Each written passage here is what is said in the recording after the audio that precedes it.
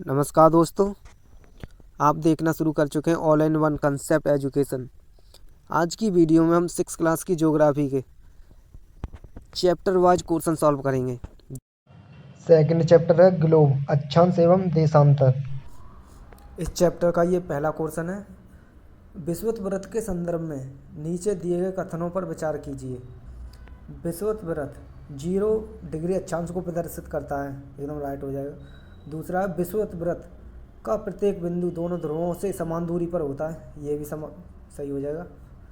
अगला तीसरा है, विषुवत से उत्तर या दक्षिण की कौड़ी दूरी की माप को देशांतर कहते हैं, ये गलत हो जाएगा क्योंकि इसको देशांतर नहीं कहते हैं, अक्षांश रेखाएं कहते हैं, अक्षांश। ओके, इसलिए इसका ऑप्शन पहला और दूसरा राइट है, यानी ऑप्शन ए राइट आंसर हो जाएगा। अगला क्वेश्चन देखेंगे, किन बिंदु को आधारभूत संदर्भ बिंदु कहते हैं? तो आधारभूत संदर्भ बिंदु उत्तरी ध्रुव और दक्षिणी ध्रुव दोनों को कहते हैं, इसलिए इसका ऑप्शन सी राइट आंसर हो जाएगा।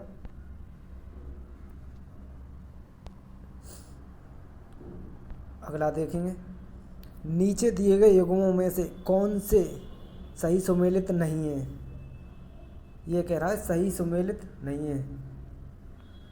तो पहला है, कर्क रेखा एवं मकर रेखा के बीच का क्षेत्र उष्णकटिबंधीय होता है, ये एकदम राइट है।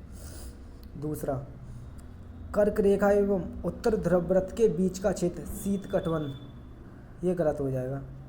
दूसरा है, दक्षिणी ध्रुववृत्त एवं दक्षिणी ध्रुव के बीच का क्षेत्र शीतोष्णकटिबंध कहलाता है, ये भी गलत हो जाएगा क्योंकि ये हमारा विषुवत 0 डिग्री, ये कर्क रेखा 23.5 डिग्री और ये मकर रेखा 23.5 डिग्री। उसके बाद दक्षिणी ध्रुववृत्त 66.5 डिग्री और ये होता है दक्षिणी ध्रुव। यहाँ पर ये उत्तरी ध्रुव और ये उत्तरी ध्रुववृत्त 66.5 डिग्री, यानी ये वाली कर्क रेखा से मकर रेखा के बीच का उष्णकटिबंधीय कहलाता है और ये जो तुम्हारा उत्तरी ध्रुववृत्त और कर्क रेखा के बीच का क्षेत्र होता है शीतोष्णकटिबंधीय। इसी प्रकार इधर का ये हो जाएगा शीतोष्णकटिबंधीय और ये उत्तरी ध्रुववृत्त ये वाला क्षेत्र और उत्तरी ध्रुव के बीच का क्षेत्र कहलाता है शीतकटिबंध। और ये इसी प्रकार ये दक्षिणी ध्रुववृत्त और दक्षिणी ध्रुव के बीच का क्षेत्र भी क्या कहलाता है? शीतकटिबंध। इसीलिए ये गलत हो जाएंगे दोनों, ऑप्शन बी इसका राइट आंसर हो जाएगा। ये दोनों सही सुमेलित नहीं है, ये पूछ रहा है सही सुमेलित नहीं है, तो कौन सा नहीं है? दूसरा और तीसरा, इसलिए ऑप्शन बी राइट आंसर हो जाएगा। अगला क्वेश्चन देखेंगे, नीचे दिए गए कथनों पर विचार कीजिए।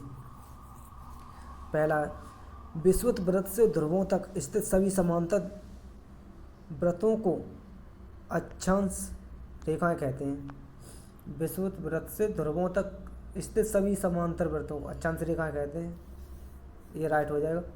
सभी अक्षांश रेखाओं का आकार एक समान रहता है,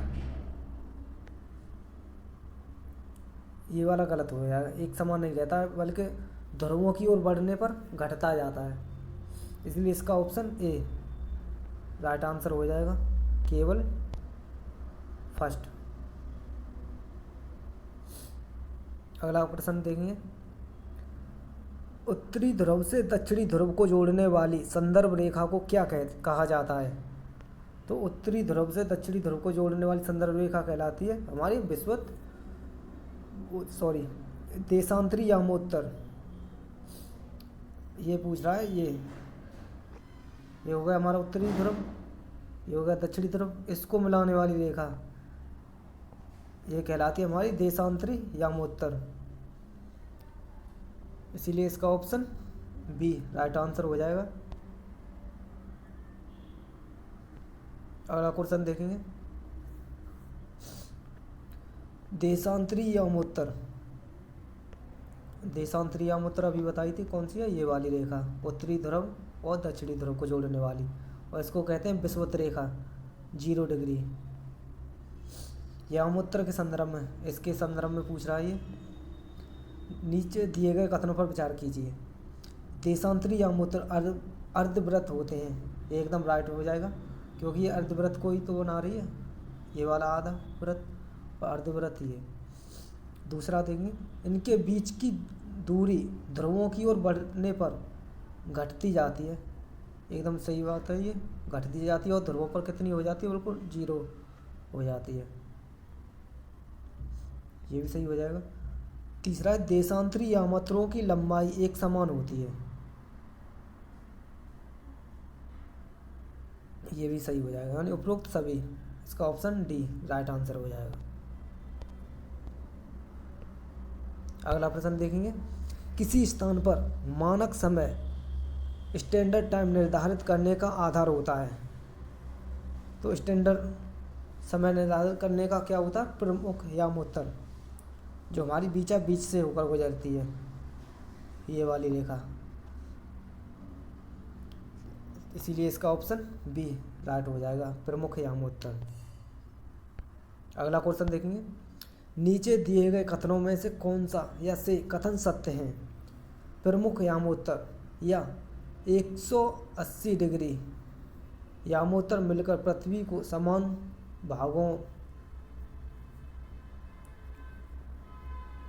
भागों पूर्वी गोलार्ध एवं पश्चिमी गोलार्ध में विभक्त करती है, ये एकदम राइट आंसर हो जाएगा, क्योंकि अभी हमने बताया ये कौन सी होती है, ये होती है प्रमुख यामोत्तर, ये हो जाएगा पूर्वी गोलार्ध, ये हो जाएगा पश्चिमी गोलार्ध,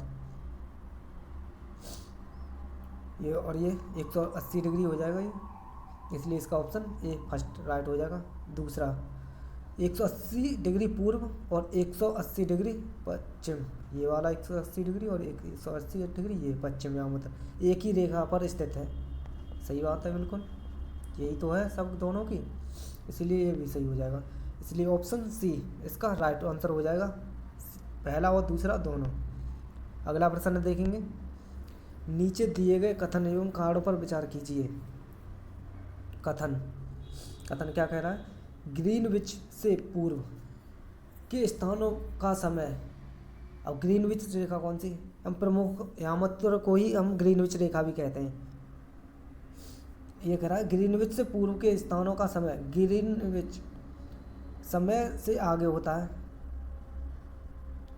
अभी हम देंगे ये रहा, ये हमारी ग्रीनविच रेखा है 180 डिग्री, इससे आगे का समय हमारा जो होता है वो आगे होगा, आगे, और ये वाला समय हमारा पीछे होगा, तो वही कह रहा है ये कथन, ग्रीनविच से पूर्व के स्थानों का समय ग्रीनविच समय से आगे होता है, पूर्व के स्थानों का समय, सही बात है, तथा पश्चिम के स्थानों का समय पीछे होता है। और कारण, पृथ्वी अपने काल्पनिक अक्ष पर पूर्व से पश्चिम की ओर घूमती है,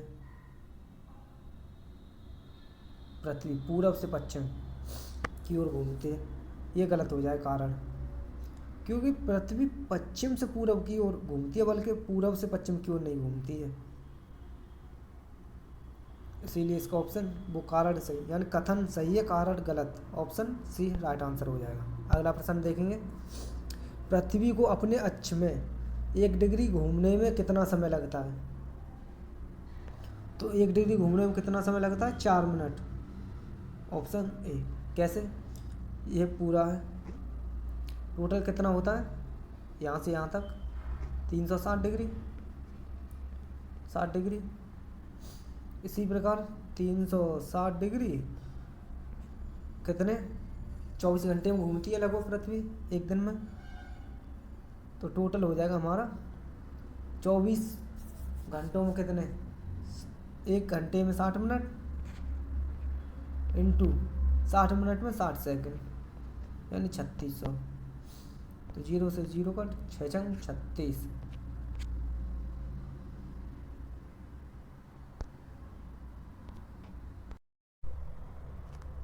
पृथ्वी को अपने अक्ष में 1 डिग्री घूमने में कितना समय लगता है। तो 1 डिग्री घूमने में 4 मिनट का समय लगता है, इसलिए इसका ऑप्शन ए राइट हो जाएगा। अगला प्रश्न देखेंगे, यदि कोई स्थान ग्रीनविच से 20 डिग्री पूर्व में स्थित है, तब ग्रीनविच और उस स्थान के समय में कितना अंतर होगा। क्योंकि हमें पता है 1 डिग्री यानी 4 मिनट में 1 डिग्री घूमती है, तो 4 इंटू कितना हो जाएगा 20 डिग्री। तो 20 चौका कितना हो जाएगा 80, यानी 80 मिनट हो जाएगा ये। 1 डिग्री बराबर 4 मिनट होता है, इसलिए 80 मिनट, यानी 1 घंटा 20 मिनट। ऑप्शन बी इसका राइट आंसर हो जाएगा। अगला प्रश्न देखेंगे, भारत के किस यामोत्तर देशांतर रेखा को भारत का स्थानीय समय माना जाता है? तो भारत का स्थानीय समय माना जाता है 82.5 डिग्री। ऑप्शन ए पूरब, यानी 82.5 डिग्री पूरब माना जाता है, इसलिए ऑप्शन ए राइट आंसर हो जाएगा इसका। अगला प्रश्न देखेंगे, भारत के मानक समय एवं ग्रीनविच के मानक समय में कितना अंतर है? तो ये 5.5 घंटे का अंतर होता है। कितना? 5 घंटा 30 मिनट आगे। ऑप्शन ए ये वाला राइट हो जाएगा। ऑप्शन ए राइट हो जाएगा। ये वाला चैप्टर खत्म हो गया। अब नेक्स्ट चैप्टर देखते हैं। अगला चैप्टर है पृथ्वी की गतियाँ। तीसरा चैप्टर है ये, पृथ्वी की गतियाँ। तो तीसरे चैप्टर का ये पहला क्वेश्चन है, नीचे दिए गए कथनों पर विचार कीजिए। पृथ्वी का अपने अक्ष पर घूमना घूर्णन कहलाता है। ये एकदम राइट आंसर हो जाएगा। तो अपने अक्ष पर घूमना घूर्णन, और किसी दूसरे के और पास घूमते उसे कहते हैं परिक्रमण। जैसे पृथ्वी का सूर्य के चारों तरफ घूमना क्या कहलाएगा? परिक्रमण। पृथ्वी का सूर्य के चारों ओर एक स्थित कक्षाम गति को परिक्रमण कहते हैं। ये भी सही है, यानी ऑप्शन दोनों कथन सत्य है, पहला और दूसरा। ऑप्शन सी इसका राइट आंसर हो जाएगा। अगला क्वेश्चन देखेंगे, पृथ्वी का अक्ष उसके कक्षा तल पर बने लंब से कितने डिग्री झुका हुआ है?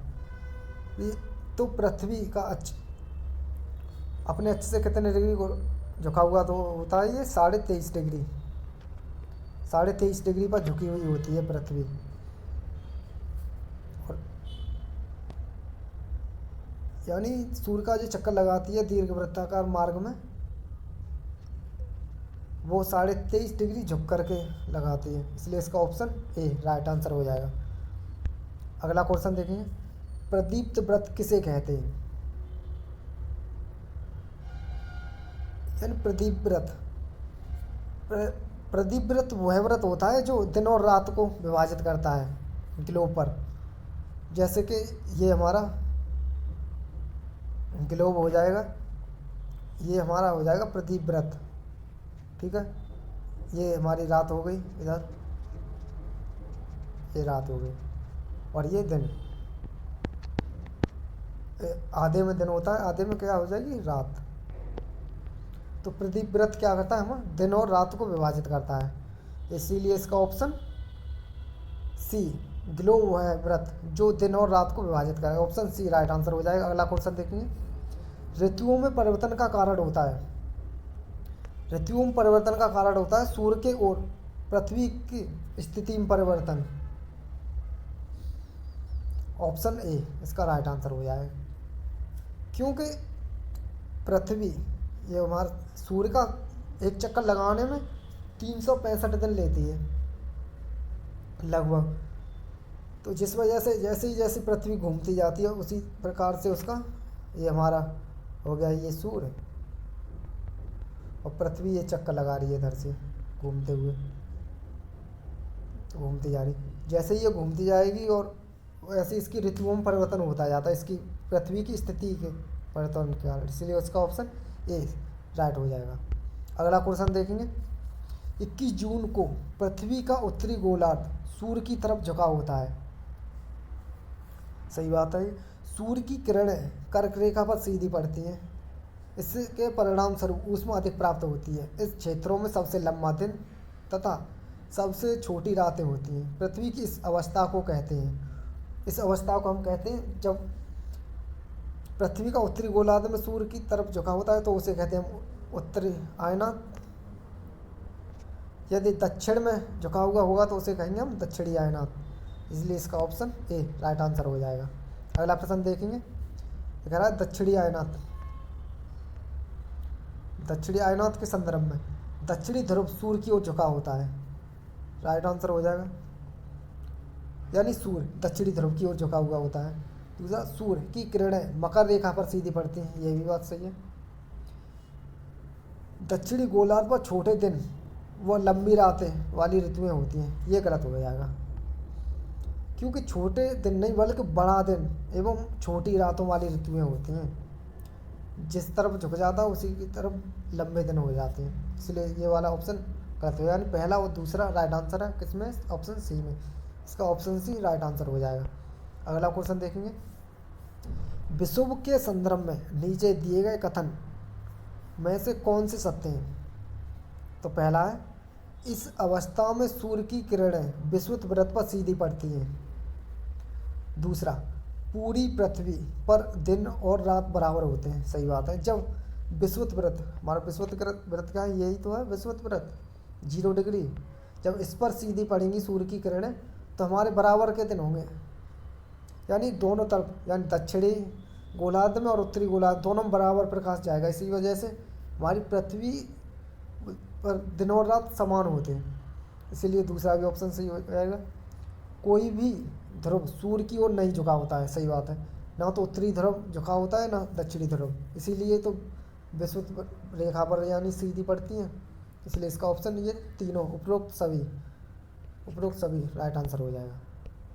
अगला प्रश्न देखेंगे, लीप वर्ष में कितने दिन होते हैं। तो लीप वर्ष में क्या होता है, सिर्फ यानी साधारण साल होती है हमारी 365 दिन की, वही लीप वर्ष में एक दिन बढ़ जाता है। क्यों बढ़ जाता है, क्योंकि फरवरी 28 दिन की होती है तो वो साधारण वर्ष होती है, वही जब फरवरी 29 दिन की हो जाती है वही लीप वर्ष हो जाती है, इसलिए कितने दिन हो जाते हैं उसमें, 366 दिन, ऑप्शन बी इसका राइट आंसर हो जाएगा। कितने, 366 दिन। अगला प्रश्न देखेंगे, ये चैप्टर खत्म हो गया, अगला चैप्टर आएगा, अगला चैप्टर है हमारा चैप्टर नंबर 4, मानचित्र। इसके प्रश्न देखेंगे, चैप्टर नंबर 4 का ये पहला क्वेश्चन है, भौतिक मानचित्र में किन्हें शामिल किया जाता है। तो भौतिक मानचित्र पर्वत, पठार, मैदान और महासागर, इन सभी को भौतिक मानचित्र में शामिल किया जाता है। जबकि ऑप्शन 5वां है, देश एवं राज्य की सीमाओं को, इसके लिए राजनीतिक, किसमें, राजनीतिक मानचित्र में शामिल किया जाता है, इसीलिए इसका ऑप्शन 1, 2, 3, 4, ऑप्शन सी इसका राइट आंसर हो जाएगा। अगला प्रश्न देखेंगे, राज्यों, नगरों, शहरों तथा गांवों और विश्व के विभिन्न देशों व राज्यों तथा उनकी सीमाओं को दर्शाने वाले मानचित्र को कहते हैं। अभी हमने बताया सीमाओं को दर्शाने वाले मानचित्र को क्या कहते हैं हम, राजनीतिक मानचित्र, तो ऑप्शन बी इसका राइट आंसर हो जाएगा। अगला क्वेश्चन देखेंगे, थीमेटिक मानचित्र, मानचित्र कितने प्रकार के हो गए, 3 प्रकार के, कौन कौन से, भौतिक मानचित्र, राजनीतिक मानचित्र और थीमेटिक मानचित्र। तो थीमेटिक में क्या होता है, सड़क, वर्षा, वन तथा उद्योग को दर्शाने वाले मानचित्र को हम क्या कहते हैं, थीमेटिक मानचित्र, इसलिए ये तीनों ऑप्शन क्या हो जाएंगे, राइट हो जाएंगे। ये ऑप्शन यानी उपरोक्त सभी, ऑप्शन डी इसका राइट आंसर हो जाएगा। अगला प्रश्न देखेंगे, मानचित्र के संदर्भ में किन दिशाओं को प्रधान देवबिंदु कहा जाता है। तो मानचित्र के संदर्भ में किन दिशाओं को किन दिशाओं को प्रधान देवबिंदु कहा जाता है। तो उत्तर, दक्षिण, पूर्व, पश्चिम, इन सभी को क्या कहा जाता है, प्रधान देवबिंदु, इसीलिए इसका ऑप्शन क्या हो जाएगा, उपरोक्त सभी राइट आंसर हो जाएगा, क्योंकि ये सभी क्या, प्रधान देवबिंदु। अगला प्रश्न देखेंगे,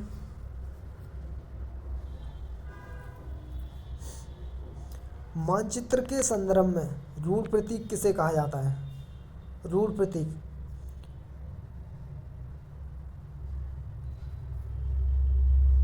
रूढ़ प्रतीक जिन प्रतीकों का उपयोग के संदर्भ में अंतर्राष्ट्रीय सहमति होती है उसे हम रूढ़ प्रतीक कहते हैं, इसलिए इसका ऑप्शन क्या हो जाएगा, ए। जिन प्रतीकों के उपयोग के संबंध में अंतर्राष्ट्रीय सहमति होती है वैसे ही क्या कहते हैं हम, रूढ़ प्रतीक। इसलिए इसका ऑप्शन ए इसका राइट आंसर हो जाएगा। अगला प्रश्न देखेंगे, नीचे दिए गए कथनों में से कौन सा या से सत्य है। तो पहला है, जो मानचित्र पैमाने पर आधारित न होकर याददाश्त और स्थानीय प्रेक्षण पर आधारित होते हैं उन्हें हम रेखा चित्र कहते हैं। सही बात है। इसमें क्या होता है, हम अपने हिसाब से ड्रॉ कर लेते हैं, यानी कच्चा नक्शा।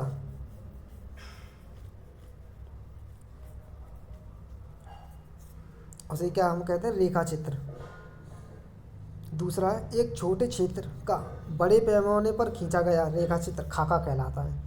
यह भी राइट आंसर हो जाएगा, क्योंकि हम किसी भी छोटे क्षेत्र को और अधिक बड़े पैमाने पर खींच लेते हैं तो उसे हम खाका कहते हैं। इसलिए इसका ऑप्शन दोनों, पहला और दूसरा राइट आंसर है, यानी इसका ऑप्शन सी राइट आंसर खत्म हो गया। नेक्स्ट चैप्टर देखेंगे हम।